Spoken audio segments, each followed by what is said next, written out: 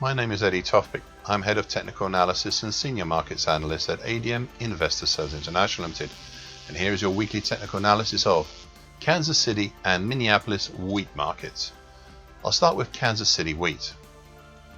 What I find interesting here in Kansas compared to, say, Chicago wheat is not so much the similarities, such as the double top, which has already reached its target, nor the testing of the congestion from earlier this year between 618 and 650.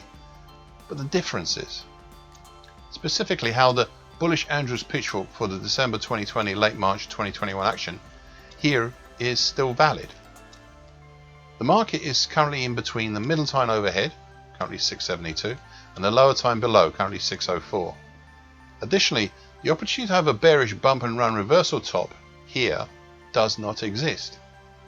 The uptrend for this would be from December 2020 today, currently at 573, which is below the long moving average, currently at 579, and in no way looks capable of being a bearish bump and run reversal trend line. The market last week and this has shown a number of bearish multi-day patterns. However, the market is now running into the treacle of support that stretches from the January 2015 high at 646 down to the congestion of Fibonacci levels based around the 50% Fibonacci line of the big 2014-2019 move at 618. We're currently seeing the market tackling short medium moving average, currently 632, the medium moving average, currently 631, and the recent 50% Fibonacci line at 636, to name just a few. It would not be surprising to see the market start to slow down from its decline, may even start forming a pullback. However, consecutive closes below the lower time, well, that would need to be a reappraisal of what's happening.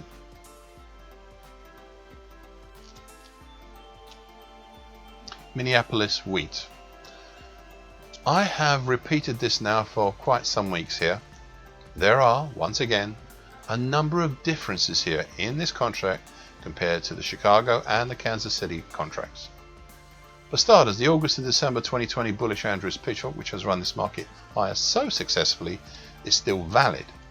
We're in between the overhead middle time, currently at 742, and the lower time below, currently at 668. Different from Chicago, but not so much from Kansas City. Well, the top formed here from the start of May is not a double top. Completely different from both Chicago and Kansas City. You could argue that the peak was a sharp angled and lopsided head and shoulders top, but I think that would be really stretching it too far. Anyway, the fall has started to stop short of any of the January to March congestion we have seen elsewhere. We've not even got that far. On this chart, it will be between 657 and 628, but we're already slowing, and the only significant support nearby is the rising short medium moving average below, currently at 684. Hence, this contract looks more positive than the others, especially Chicago. The key levels to look for near term, before we hit the congestion in the 657-628 area, are the two 50% Fibonacci levels that are close together. The recent 50% Fibonacci level at 675 and the big old 50% Fibonacci level of the 2016-2017 move at 674. Otherwise, as we're still within the breached but unbroken bullish Andrews pitchfork, this market still has a significant bullish incentive left within it, until the lower time and its companion, the rising medium moving average, currently 662, are broken. That will be the way it will stay. Thank you for listening. This weekly broadcast gives the essential market patterns and consequences. Please be aware of the risk disclaimer posted with this broadcast. Copyright is Eddie Tofpik and ADM Investor Sales International Limited.